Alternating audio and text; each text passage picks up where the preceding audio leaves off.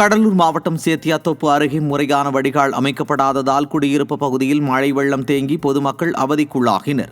வடக்கு சென்னிநத்தம் பகுதியில் மழை வெள்ளம் தேங்கியுள்ளதால் வீட்டினுள் விஷப்பூச்சிகள் நுழைவதாகவும் நீர்த்தேக்கத்தால் நோய் தொற்று ஏற்படும் அபாயம் உள்ளதாகவும் பொதுமக்கள் அச்சம் தெரிவித்துள்ளனர். இந்நிலையில் பலமுறை கோரிக்கை விடுத்து முன்னெச்சரிக்கை நடவடிக்கையாக வடிகால் வசதியை விடியாத திமுக அரசின் மாவட்ட நிர்வாகம் ஏற்படுத்தவில்லை என பொதுமக்கள் சாடியுள்ளனர்.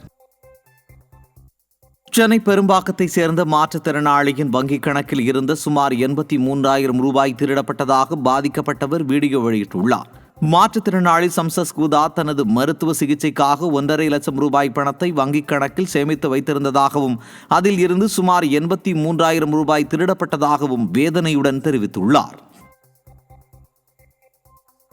முன்னாடி காலில் வெரிகோஸ் பெயின் இருந்துச்சுன்னு ஆஸ்பத்திரியில் காமிச்சு சார் 1.5 லட்சம் ரூபா செலவாகும்னு சொன்னாங்க. நான் அதுக்காக தான் இந்த 2 வருஷமா கொஞ்சம் கொஞ்சமாக நான் இங்கே லிஃப்ட் மேனாக வேலை பார்க்குறேன். அந்த வருமானத்தை வச்சு எங்கள் அம்மாவும் கொடுத்துட்டு நானும் சாப்பிட்டுக்கிட்டு கொஞ்சம் ஏதோ இந்த ஹாஸ்பிட்டல் செலவுக்காக சேர்த்து வச்சுக்கிட்டீங்க சார். திடீர்னு இந்த சில நாளைக்கு முன்னாடி என் பேங்க் அக்கௌண்ட்ல இருந்து 82,200 ரூபாயை யாரும் திருடிட்டாங்க சார். யாருன்னு தெரியல. நானும் போய் சைபர் கிரைமில் கம்ப்ளைண்ட் கொடுத்துட்டேன். கம்ப்ளைண்ட் கொடுத்தா அவங்களும் இந்தா பாருங்க அந்த பாருங்கன்னு அலட்சியப்படுத்துறாங்க. பேங்க்ல இந்தியன் பேங்க்ல மணலி மாத்தூர்ல போய் அங்கேயும் கம்ப்ளைண்ட் கொடுத்துட்டேன். யாரும் சரியான ரெஸ்பான்ஸ் கொடுக்கல. தஞ்சாவூர் மாவட்டம் கும்பகோணத்தில் உள்ள ஆதி கும்பேஸ்வரர் திருக்கோவிலில் மகா கும்பாபிஷேகம் வெகு விமர்சையாக நடைபெற்றது. ஆதி கும்பேஸ்வரர் கோவிலில் திருப்பணிகள் நிறைவடைந்த நிலையில் கும்பாபிஷேகம் நடைபெற்றது. இதனை முன்னிட்டு பல வண்ண மின்னொளியில் கோவிலின் ராஜகோபுரங்கள் மிளிரும் ட்ரோன் காட்சி வெளியாகி கண்களை கவர்ந்துள்ளது.